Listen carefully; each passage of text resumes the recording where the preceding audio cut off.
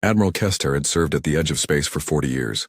His 6 eyes could spot danger from sectors away, and his thick blue skin bore scars from battles with pirates and rebels. The monitoring station floated quietly in the dark between stars, watching for threats to the great Cypherian Empire. Today felt different. His communications officer, a young female with bright green markings, rushed to his command chair. Her voice shook as she spoke. "Admiral, we have something strange on the long-range sensors." Kessitar's main eyes focused on her while his side eyes kept watching the star charts. "Define strange, Officer Null Theta." "A ship, sir, but it's not in any of our records, and it's moving fast. Really fast." The Admiral stood up, all 6 feet and 8 inches of him. His uniform creaked as he walked to the main display. Numbers and symbols filled the screen, but one thing stood out. A small dot moving through space at a speed that made no sense. "How fast?" he asked. "0.7 light speed, sir, and it's still getting faster." Kessitar's throat sacs inflated, a sign of deep worry among his people. "That's impossible. No ship can maintain that speed for long without exotic matter drives." "Show me the energy signature." The screen changed. Where he expected to see the familiar patterns of advanced technology, he found something else. The energy readings looked almost primitive. Simple fusion reactions, basic electromagnetic fields, nothing that should produce such speed. "Run a full scan of our database," he ordered. "Every known ship class, every species we've contacted in the last 1,000 years." Officer Null Theta's claws clicked on her control panel. Minutes passed. More minutes. Finally, she looked up with confusion in her large eyes. "Nothing, sir. No match at all." The Admiral's skin changed color, shifting from deep blue to a worried purple. In 50,000 years of galactic history, the Empire had catalogued every spacefaring species in this arm of the galaxy. New civilizations were discovered maybe once every few centuries, and they were always predictable. Stone Age species took 10,000 years to reach space. Advanced species followed known patterns of development. This ship broke every rule. "Where did it come from?" Kessitar asked. "That's the strange part, sir. It appeared from the direction of the outer rim, Sector 7739. There's nothing out there but dead stars and rocks." The Admiral pulled up the galactic map. Sector 7739 was marked in red, meaning explored but empty. Survey ships had checked it thoroughly 3 times in the last millennium. No planets with life. No space stations. No civilizations. Could it be a sleeper ship? Something ancient that just woke up? "I don't think so, sir. The energy signature is too clean, too active. This ship is definitely being piloted by someone. And, sir?" She paused. "It's heading straight for Empire space." Kessitar felt his hearts beating faster. Both of them. His species had evolved 2 hearts for good reason. Moments like this. "Get me a direct line to High Command, now." While Officer Null Theta worked on the communication, the Admiral stared at the mysterious ship. It had been moving for 6 hours now, never slowing down, never changing course. Whatever was piloting it knew exactly where it wanted to go. The communication screen lit up, showing the face of Fleet Commander Zexion. His old friend looked tired, probably from dealing with the usual problems of running a galactic navy. "Kestar, what's so urgent that you're using emergency channels?" "We have a problem, Zex. A big one." The Admiral quickly explained what they had found. Commander Zexion's expression changed from mild irritation to serious concern. "You're certain it's not one of ours? Not some experimental ship that got lost?" "I've checked everything. This ship doesn't exist in any records, and Zex, the speed it's maintaining should be impossible with the energy signature we're reading. Send me all the data. I'll have our best analysis team look at it." The commander paused. "Kessitar, if this is what you think it is, first contact with a new species, we need to handle it carefully. The last thing we need is another war." After the communication ended, Admiral Kessitar returned to studying the strange ship. His science officer, an elderly male named Dexmar, approached with more data. "Admiral, I've been analyzing the ship's construction based on its energy dispersal pattern. What did you find?" "It appears to be built from simple materials, iron, carbon composites, basic ceramics. Nothing exotic, nothing that should hold together at those speeds." Kestar's throat sacs inflated again. "That makes even less sense. How is it not falling apart?" "I don't know, sir, but there's something else. The ship is changing course." The Admiral spun around to look at the main display. The dot had indeed shifted direction slightly. Not much, but enough to show that whoever was piloting it was paying attention to their surroundings. Where is it heading now? Still toward Empire, space, but it's adjusting to avoid our patrol routes. Sir, I think they know we're watching them. A chill ran down Kessitar's spine. If this unknown species could detect their monitoring station from such a distance, they had better sensors than expected. Combined with their impossible speed and strange technology, it painted a picture that worried him deeply. Double our alert. Status, he ordered. And get me more detailed scans. I want to know everything about that ship, its size, its crew, its weapons, everything. Hours passed. The mysterious ship continued its journey through space, now clearly avoiding known Imperial patrol routes. It moved like someone who understood the Empire's standard procedures, but didn't care about following them. Officer Nal Theta brought him the detailed scans. Admiral, the ship is roughly 300 meters long, maybe 50 meters wide. Crew of approximately 200 beings based on life support readings. Weapons? That's where it gets interesting, sir. We're detecting what look like kinetic projectile systems, very simple, but also some kind of explosive devices that don't match any known design. Admiral Kessitar studied the data. Kinetic weapons were what primitive species used when they first reached space. Most civilized species had moved beyond such crude methods thousands of years ago. Energy weapons were cleaner, more efficient, easier to control. But this ship, moving at impossible speeds with impossible technology, was armed with weapons that belonged in a museum. Sir, Officer Nal Theta said quietly, there's one more thing. We've been monitoring their communications. And they're not using any known language, not even close. It's like they evolved completely separate from every other species in the galaxy. The Admiral sat down heavily in his command chair. In one day, everything he thought he knew about the galaxy had changed. Somewhere out there, a species had developed in complete isolation, created technology that broke the known laws of physics, and was now heading straight into Empire space. He looked at the mysterious ship on his screen, still moving impossibly, fast through the darkness between stars, and realized that the Zephyrian Empire was about to face something it had never encountered before. Something truly unknown. Ambassador Velthara adjusted her ceremonial robes as the diplomatic vessel Hegemony's Voice approached the unknown ship. She had handled first contact situations 17 times in her long career. Each time followed the same pattern. Initial, fear from the new species, careful communication, eventual integration into the Empire as a protected member world. This felt different. Captain Rexhan, a veteran officer with silver scales covering his reptilian features, approached her station. Ambassador will reach the target in 1 hour. All diplomatic protocols are ready. Velthara nodded, but her attention stayed focused on the strange ship ahead of them. Even up close, it looked primitive. Metal hull plates were welded together, in straight lines. No elegant curves like proper starship design, no energy shielding that she could detect. It looked like something built by a species that had just learned to work with basic metals. Yet it had been moving faster than their most advanced warships. Have they responded to our greeting signals? She asked. Not to the standard ones, Captain, Rexhan replied. But they did something interesting. About 10 minutes after we started broadcasting, they sent back a simple mathematical sequence, basic numbers and equations. The ambassador's eyebrows rose. That was actually quite clever. Mathematics was universal. If a species could understand numbers, they could begin communication. Send back a more complex sequence. Let's see how far their mathematics go. While her communication team worked, Velthara studied the files they had gathered about the mysterious ship. The energy reading still made no sense. Simple fusion reactions somehow producing incredible speed. Hull materials that should melt under such stress but remained intact. Life support systems that seemed to work on principles her scientists didn't recognize. Ambassador, called her chief linguist, a tall, thin being named Kextai. They responded to our mathematical sequence. Not only did they solve it, they sent back one of their own that our computers are still working on. Velthara felt her first hint of real interest. Show me. The mathematical equation appeared on her screen. It dealt with energy conversion and matter acceleration in ways that seemed impossible. But as she studied it, she realized it might explain how their ship achieved such incredible speeds. They're not just smart, she said quietly. They think differently than we do. Ambassador, Captain Rexhan called out. They're broadcasting something new. It sounds like language learning software. What do you mean?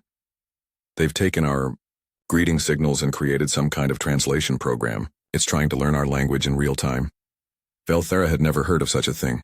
Most first contact situations required months of careful work to establish basic communication. These beings seemed to be attempting it in hours. Let our computers interface with their system, she decided. Carefully. What happened next amazed everyone on the bridge. The alien translation software adapted incredibly fast. Within 20 minutes, they received their first message in broken but understandable Zephyrian language. Greetings, Empire ships. We are Terran Survey Vessel Defiance. Request safe passage through your space. The message was simple, direct, and completely different from what Velthara expected from first contact. Terran? She asked her aide. Check our databases for that word. No results, Ambassador. She activated the communication system herself. Unknown vessel, this is Ambassador Velthara of the Zephyrian Empire. We represent the governing body of this region of space. What is your origin? The response came faster than she expected. Hello, Ambassador. We come from world called Earth. Third planet from Yellow Star you probably call Sol 7739 Prime. We are exploring galaxy and mean no harm to Empire. Velthara's stomach dropped. Sol 7739 Prime was in the dead sector, the sector they had surveyed and marked as empty multiple times. Impossible, Captain Rexon whispered. We've surveyed that system thoroughly. There's no life there. The ambassador opened another channel. Terran vessel, our records show no life in the Sol system. How long has your species been spacefaring? Spacefaring for 187 years. But we only left our star system 43 years ago. Are your records old? 187 years. Velthara had uniforms older than their entire space program. The Empire had been traveling between stars for 50,000 years, and they considered any species with less than 5,000 years of experience to be beginners. Captain, she said quietly, get me a direct line to High Command, now. While the communication was being set up, she continued talking with the Terran ship. What is your purpose in this region of space? We are survey vessel. We explore new places, meet new people, learn new things. Earth government wants to know what is out here in the big dark. The simple way they talked about space exploration surprised her. Most species spoke of grand destinies or manifest purposes. These Terrans made it sound like a camping trip. How many of your kind are aboard your vessel? 212 humans currently, but ship can hold more if needed. Humans? That is what we call ourselves. What do you call yourselves? Direct questions. No diplomatic dancing around subjects. These beings seem to have no concept of proper protocol. High Command came online and Velthara quickly explained the situation to Fleet Commander Zexion. Ambassador, the commander said, ask them about their technology. How are they achieving such speeds with primitive fusion drives? Velthara relayed the question. The answer came back quickly. We use what you call primitive fusion drives, yes, but we make them work harder. We also use gravity assist from stars and planets, and we don't slow down much. Faster travel means more exploration. But the stress on your hull materials should be enormous, Velthara replied. Yes, hull takes damage. We fix it as we go. Human engineers are good at fixing things that break. Captain Rexon shook his head in amazement. They're treating interstellar travel like a maintenance problem. The conversation continued for another hour. With each exchange, Velthara learned more about these strange beings. They came from a world with higher gravity than most inhabited planets. Their sun was unstable, producing dangerous radiation that would kill most species. Their planet had extreme weather, violent earthquakes and deadly storms, and they had spent most of their short history fighting each other. You mentioned wars on your world, she said. Are your people violent? Humans fight sometimes, yes, but we also work together when we need to. Space is big and dangerous, better to be friends than enemies. Simple logic delivered simply. But Velthara noticed something in their language patterns. These humans were being diplomatic, but they weren't afraid.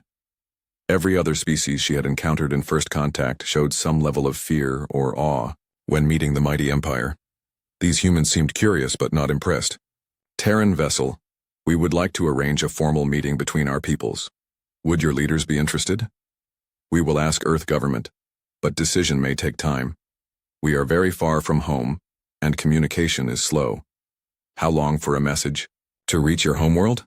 At light speed, maybe 15 of your years. Velthara's throat went dry.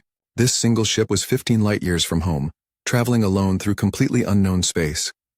The level of courage or foolishness required for such a journey was beyond her understanding. "You are very far from home," she said finally. "Yes, but that is point of exploration. Cannot explore what is close to home." As the hegemony's voice matched course with the Terran vessel, Velthara realized she was dealing with something unprecedented. A species that treated the vast dangers of space as minor inconveniences. A technology that broke known rules but somehow worked. People who explored the galaxy the way most species explored their own continents. The Empire was about to meet its first truly alien intelligence, and they were heading deeper into Imperial space, moving faster than anyone thought possible. The emergency session of the Galactic Council convened on Nexus Prime, the Empire's capital world. Representatives from dozens of member species filled the Great Chamber, their voices creating a mixture of sounds that the translation systems worked hard to convert into understandable speech. Emperor Zalnath stood at the center podium, his golden skin reflecting the chamber's lights. As the supreme ruler of the Zephyrian Empire, he had called this meeting to address what intelligence reports were calling the human situation. "Council members," he began, his voice carrying to every corner of the vast room. "We face something unprecedented in our 50,000 years of galactic governance." The chamber fell silent. When the Emperor used words like unprecedented, everyone listened. 3 days ago, our border stations detected a vessel of unknown origin moving through our space at impossible speeds. Yesterday, our diplomatic corps made contact with the beings aboard this vessel. They call themselves humans, and everything we have learned about them challenges our understanding of how intelligent life develops. Fleet Admiral Corvex, a massive being with thick armor plating covering his body, raised one of his forearms. "Your Majesty, surely this is simply another primitive species with some unusual technology. The galaxy is vast. We discover new civilizations regularly." The Emperor's expression darkened. "Admiral, these beings have been spacefaring for less than 2 centuries. They developed their technology through constant warfare among their own kind. Their homeworld is a high-gravity death world orbiting an unstable star, and yet their single survey vessel outperforms our fastest warships." Murmurs of disbelief rippled through the chamber. Science Minister Velkaran, whose people had mastered space travel 15,000 years ago, stood up with all 6 of her legs trembling. "Your Majesty, that's impossible. The natural progression of technological development is well established. A species needs at least 5,000 years to develop safe interstellar travel, 10,000 years to achieve the speeds we're seeing from this vessel." "Minister," the Emperor replied, "I have the detailed analysis here. Would you care to review it?" The data appeared on screens throughout the chamber. Energy signatures, hull composition analysis, speed calculations, and crew biosigns. The numbers told a story that made no sense according to everything they knew about physics and biology. Council member Thexara, representing the ancient crystalline collective, spoke with a voice like breaking glass. "These readings suggest they are using simple fusion drives in ways that should destroy their ship. How is this possible?" "Our engineers believe," the Emperor said, "that these humans simply ignore the safety limitations that every other species considers absolute. They allow their ship to take damage that would cause any rational crew to shut down their engines and make repairs." "Then they should be dead," Admiral Corvex said bluntly. "That's what our physicists thought too, until we received intelligence about their recent history." The Emperor gestured and new images filled the screens. Battle damage on human ships, jury-rigged repairs made during combat, vessels that looked like they had been blown apart and welded back together. "These beings," the Emperor continued, "spent their first century of spaceflight in constant warfare among themselves. They developed their technology not through careful research in safe laboratories, but through desperate attempts to gain advantages over their enemies." Science Minister Velkoran examined the images with growing alarm. "Your Majesty, some of these repairs, they're using hull breaches as weapons. They're intentionally creating controlled explosions inside their own ships." "Exactly. What we consider catastrophic system failures, they appear to consider tactical options." The chamber erupted in shocked voices. The idea of deliberately damaging one's own ship was beyond the comprehension of most species present. Trade Representative Nexquin, whose merchant people avoided all forms of conflict, raised a tentative appendage. "Surely they cannot maintain such reckless behavior on a galactic scale. The resources required, the casualty rates." The Emperor's next words silenced the chamber completely. "According to our intelligence, they consider their current casualty rates acceptable." When asked about the dangers of deep space exploration, Their ambassador simply said that space was dangerous, but so was staying home. What does that mean? Asked Council Member Thexara. It means their homeworld is apparently so hostile that they consider interstellar travel a reasonable alternative. New data appeared on the screens. Environmental readings from the Sol system, analysis of Earth's surface conditions, atmospheric composition, and geological activity. Their world experiences regular earthquakes that would level our cities, the Emperor explained. Their sun produces radiation bursts that would sterilize most inhabited planets. Their weather systems generate storms with wind speeds that exceed our spacecraft's maximum velocity. Admiral Korvac studied the data with growing concern. These conditions would kill most known species. Yes, but not humans. They evolved in these conditions. To them, this is normal. The implications hit the council members one by one. If humans considered their death world normal, what would they think of the Empire's carefully controlled, safe worlds? If they treated catastrophic damage as routine maintenance, how would they handle actual threats?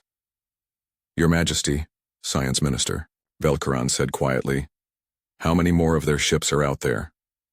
The Emperor's skin shifted to a darker gold, indicating deep concern among his people. That's the question that brought us here today. We've detected at least 3 more human vessels in the outer sectors. Each one is different. Each one appears to be faster than the last. Different how? Asked Admiral Korvax. They don't follow standard ship design principles. One appears to be a converted cargo vessel. Another looks like it was built from salvaged parts of multiple ships. The third seems to be some kind of research platform that they've armed with kinetic weapons. Council Member Thexara's crystalline form began to vibrate with anxiety. They're improvising starship designs? Apparently. Our naval architects are having nervous breakdowns trying to understand how these ships even hold together, let alone achieve the speeds we're measuring. Trade Representative Nex Quinn looked at the financial projections. Your Majesty, if they can build functional starships from salvaged parts and basic materials, what does that do to our technology trade agreements? The question hung in the air, like a toxic cloud. The Empire's economy relied heavily on selling advanced technology to less developed species. If humans could achieve superior results with primitive materials and unconventional methods, it would upset the entire galactic economy. There's more, the Emperor said. Their exploration pattern suggests they're not following any of the standard procedures for first contact or territorial expansion. They appear to be wandering. Wandering? Admiral Korvax repeated. Moving. Through space with no apparent strategic objective. They explore systems that have no tactical value, no rare resources, no strategic importance. When asked about their long-term plans, they said they wanted to see what was out there. The concept of exploration for its own sake was so alien to the Council that several members had to have it explained by the translation systems. Your Majesty, Science Minister Velkaran said slowly, if they have no strategic objectives, how do we predict their behavior? We can't. That's the problem. The Emperor looked around the chamber at the most advanced civilizations in the galaxy, species that had mastered space travel before humans had even developed agriculture, and saw the same expression on every face. Fear. These humans represent something we have never encountered, he continued. A species that doesn't follow the rules because they don't know the rules exist. They're not trying to be superior to us. They're not even trying to compete with us. They're simply doing what seems logical to them, and the results are impossible. As the council session continued into the night, one thing became clear to every member present. The galaxy's established order was about to face its first real test in thousands of years, and the test was coming from a species that treated the impossible as merely inconvenient. Pirate Lord Krexen commanded the largest raider fleet in the contested border systems. His flagship, Death's Herald, had terrorized merchant vessels and military patrols for over 20 years. He ruled through fear, superior firepower, and the knowledge that even the mighty Empire preferred to avoid his heavily defended asteroid base rather than pay the cost of eliminating him. Standing on his bridge, reviewing reports of Empire weakness and merchant shipping schedules, Krexhan received news that changed everything. My lord, his intelligence officer, a scarred veteran named Vextol, approached with obvious excitement. We've intercepted communications about a lone alien ship traveling through Sector 15. The Empire is treating it with unusual caution. Krexhan's predatory eyes gleamed. His species had evolved as hunters, and his instincts told him when prey was nearby. One ship has the entire Empire nervous? What makes it special? The report suggests advanced technology, my lord. Fast engines, unknown energy signatures, but it's traveling alone, far from any support. The pirate lord's mouth split into a vicious grin, revealing rows of sharp teeth. Perfect. The Empire won't risk starting a war over one alien ship, especially in contested space. We take this vessel, study their technology, and add their weapons to our fleet. Within hours, Krexhan had assembled 3 full squadrons of his best ships, 60 vessels in total, each one armed with military-grade weapons stolen from a dozen different species. His fleet had defeated Empire patrols before. One alien ship, no matter how advanced, would be easy prey. The Death's Herald and its escort ships moved to intercept the human vessel in a system with no inhabited worlds, no witnesses, and no Empire presence. Krexhan had chosen the battlefield. Carefully. Contact the alien ship, he ordered as his fleet took attack positions. Demand surrender. The response came in accented but clear Zephyrian language. Pirate vessel, this is Captain Sarah Chen of the Terran survey vessel Defiance. We are on a peaceful exploration mission. Please withdraw and allow us to continue our journey. Krexhan laughed, a sound like breaking metal. Tell this Captain Chen that her ship now belongs to me. Surrender immediately or be destroyed. Pirate vessel, we cannot comply. We suggest you reconsider your actions. The calm tone in the human's voice irritated Krexhan. Prey should show fear. You are outnumbered 60-1. Your ship cannot possibly survive against my fleet. Understood. We count 60 hostile vessels. Please note that we consider this an unprovoked attack and will respond accordingly. Something about the human's tone made Krexhan pause. There was no fear, no desperation. Just a matter-of-fact statement that they would fight back against impossible odds. Fire a warning shot across their bow, he ordered. His weapons officer complied, sending a plasma burst past the human ship. The response was immediate and completely unexpected. The Defiance turned directly toward Krexhan's flagship and accelerated to ramming speed. What are they doing? Vextall shouted. They're insane, Krexhan replied, watching the human ship charge straight into his formation. All ships open fire, destroy that vessel. What followed was unlike any space battle in recorded history. Instead of trying to avoid the incoming weapons fire, the Defiance flew straight through it. Energy beams and kinetic projectiles struck the human ship's hull, tearing away armor plating and creating massive breaches. Any rational crew would have changed course or surrendered. The humans kept coming. Their hull is failing, his sensors officer reported. Multiple breaches, life support compromised in several sections. But the human ship was doing something impossible. As atmosphere vented from the hull breaches, they were using the escaping gases as maneuvering thrust. They turned a catastrophic failure into a tactical advantage. Target their engines, Krexhan ordered. His ships concentrated fire on the Defiance's rear section. Explosions bloomed across the human vessel's engine compartments. Fuel lines ruptured. Reactor containment fluctuated, and any normal ship would have shut down to prevent total destruction. The humans increased power to their damaged engines. Captain Chen's voice came over the communication system, now filled with static from battle damage but still calm. All pirate vessels, this is your final warning. Withdraw immediately. Krexhan stared at his screens in disbelief. The human ship was held together by emergency welds and sheer stubbornness, but it was still accelerating toward his flagship. They're going to ram us, Vextall screamed. At the last possible second, the Defiance changed course. Instead of ramming the flagship, it flew between 2 of Krexhan's escort ships. As it passed, the humans did something that violated every principle of space combat.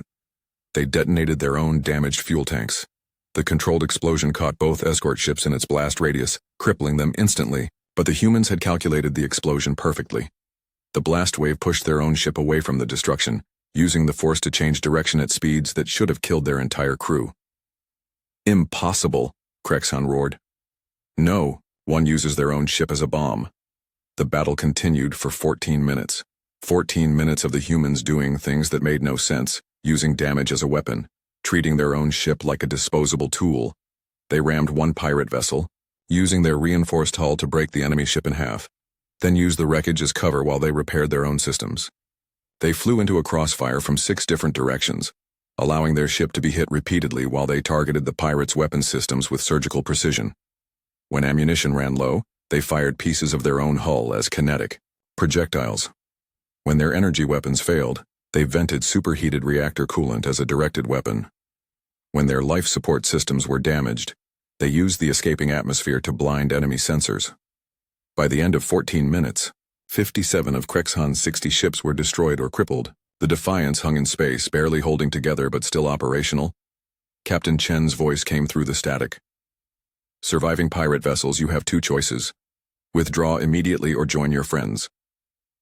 Krexhan looked at his remaining ships, looked at the drifting wreckage of what had been the most feared pirate fleet in the sector, and made the only rational decision. He ran. As his 3 surviving vessels fled the system, Vextal stared at the aftermath of the battle. My lord, how did they survive? How did they win? Krexhan studied the recordings of the battle, trying to understand what he had witnessed. The humans hadn't just fought differently than every other species he knew. They had fought as if death was a minor inconvenience to be avoided when possible, but accepted when necessary. They don't think like we do, he said finally. When we take damage, we try to minimize it. When they take damage, they find ways to make it useful. But their ship is destroyed. Look at it. On the screen, the Defiance was indeed a wreck. Curlo. Breaches covered its surface. Entire sections were open to space and emergency lights flickered throughout its structure. But even as they watched, they could see human crew members in spacesuits beginning repairs. It's not destroyed, Krexhan realized. It's just wounded. And they're going to fix it. As his fleet limped back to their asteroid base, Krexhan sent an encrypted message to every pirate, smuggler, and raider in the contested systems. Avoid the human ships. They fight like demons and think like madmen. Anyone who attacks them dies. Behind them, the Defiance continued its journey through Empire space, moving slower now but still moving. Captain Chen had filed a brief report about the minor encounter with local pirates and recommended that human ships carry additional repair materials for future exploration missions. The Empire's analysts who intercepted this report noted, too, things that chilled them to their cores. First, the humans considered a battle that destroyed 60 enemy ships with a single vessel to be minor. Second, they were already planning for more encounters like it. Emperor Zalneth stood alone in his private chambers, high above the glittering capital city of Nexus Prime. The room had been his sanctuary for over 2 centuries, filled with artifacts from 1,000 conquered worlds and gifts from grateful member species. Tonight it felt like a museum dedicated to an empire that might not survive the year. The reports covered his desk like fallen leaves. Each one brought news of more human ships entering Imperial space. The second vessel had been detected 3 days after Captain Chen's battle with the pirates. The third appeared a week later. Now his intelligence services were tracking over 24 human vessels moving through different sectors of the galaxy. Each ship was different. Each one moved faster than Imperial Navy standards allowed. Each one carried a crew that seemed to consider interstellar exploration a routine job rather than a grand adventure. Your Majesty?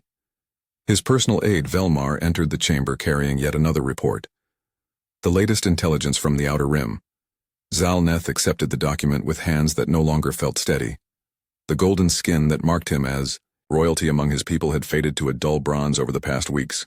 Stress was aging him at a rate that concerned his physicians. How many ships this time? He asked. 7 new contacts in the last 2 days. But Your Majesty, there's something else. We've intercepted communications from the human homeworld. The Emperor's primary hearts skipped several beats. They're in contact with Earth? Yes, Your Majesty. The communications take years to reach them, but they're maintaining contact, and their government is sending more ships. Zalneth set the report aside without reading it. He didn't need to read the numbers to understand what they meant. The humans weren't just exploring randomly. They were expanding, and they were doing it faster than any species in recorded history. Have we heard from the diplomatic mission to the human ship? Ambassador Velthera reports that the humans are cooperative but independent. They follow none of our standard protocols for integration into Imperial space. When asked about territorial claims, they said they don't claim territory. They just explore it. What does that mean? We're not certain, Your Majesty.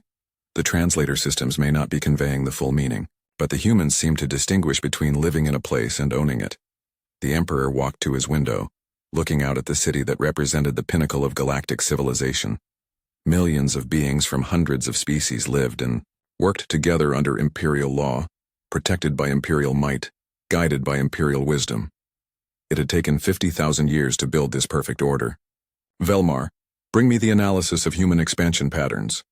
His aide activated a holographic display in the center of the room. Points of light appeared, each one representing a human vessel. Lines connected them, showing their travel routes through Imperial space. As you can see, Your Majesty, they're not following any logical expansion pattern. No strategic objectives, no resource acquisition targets, no military positioning. Zalneth studied the seemingly random paths, but as he watched, a pattern emerged that chilled him more than any military formation could have. They're not expanding, he realized. They're exploring. All of it. Sir? Look at the paths, Velmar.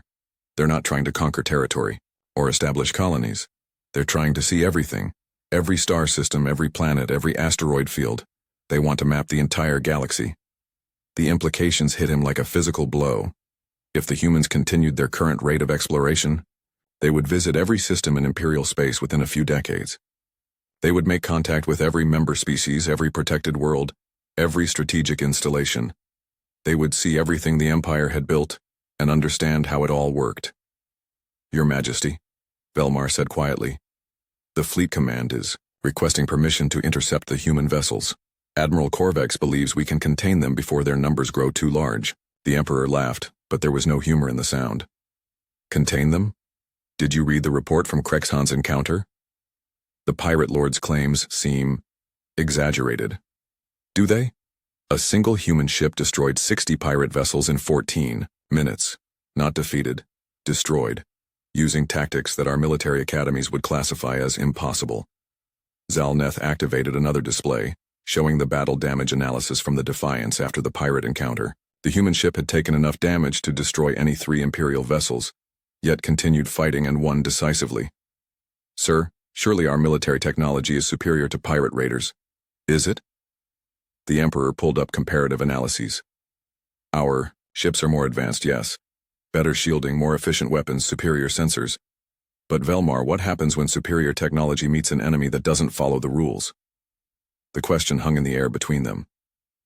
The Emperor had spent sleepless nights considering the same problem. Imperial military doctrine was based on thousands of years of conventional warfare against predictable enemies. The humans had developed their combat techniques through constant warfare against their own kind, beings who shared their willingness to use any tactic that worked. The humans don't fight to win, he continued. They fight to accomplish their objectives regardless of cost. When their ship takes critical damage, they find ways to use that damage as a weapon. When outnumbered 60-1, they don't retreat or surrender. They attack. But surely our numbers are spread across 1,000 worlds, maintaining order, protecting trade routes, enforcing imperial law. How many ships can we concentrate in any one location? A few hundred? Maybe 1,000 for a major campaign? Velmar did quick calculations. For a serious threat, we could assemble perhaps 2,000 vessels. And the humans are already demonstrating that they can defeat superior numbers with inferior technology. What happens when their technology improves? What happens when there are 100 human ships? 1,000? The Emperor returned to his desk and activated his personal communication system. The face of Fleet Admiral Corvex appeared, his armored features showing the strain of recent weeks. Your Majesty, have you reconsidered my request to intercept the human vessels? Admiral, I've been reviewing the tactical analyses. In your professional opinion, what would happen if we engage the humans in direct combat? Admiral Corvex's expression darkened. Your Majesty, I believe we would win any individual engagement through superior numbers and technology. But the cost would be enormous. And based on the humans' demonstrated behavior, I don't believe defeating their ships would end the conflict. They seem to view casualties as acceptable losses in pursuit of their objectives. And their objectives? To explore the galaxy, Your Majesty. If we prevent them from exploring peacefully, they may decide to explore by force. The Emperor ended the communication and turned back to the holographic display showing human ship positions. As he watched, new contacts appeared. More ships, moving deeper into Imperial space, exploring systems that hadn't seen visitors in centuries. Velmar, send a message to all sector governors. Human vessels are to be treated as neutral parties. No interference with their activities unless they violate specific Imperial laws. Your Majesty, the Council will demand an explanation. Tell the Council that we are taking a cautious approach to a new species with unknown capabilities. After his aide left, Emperor Zalneth remained alone with the holographic display. He adjusted the settings to show projected human expansion, based on their current rate of exploration. The results terrified him. If the humans maintained their current pace, they would have visited every major system in the Empire within 20 years. They would have made contact with every member species, mapped every strategic location, and established a presence in regions of space the Empire had controlled for millennia. And there was nothing he could do to stop them. The Empire's strength had always come from controlling information, resources, and territory. The humans didn't want to control anything. They just wanted to see it, understand it, and move on to the next interesting discovery. They represented something the Empire had never faced before and was completely unprepared to handle. A species that was inherently, fundamentally free. As more signals appeared on his display, representing new human ships entering Imperial space, Emperor Zalneth realized that the galaxy was about to change in ways no one could predict. The age of Imperial dominance was ending, not through conquest or rebellion, but through the simple fact that somewhere in the outer darkness, a species existed that refused to be contained by anyone's definition of the possible, and they were coming to see everything.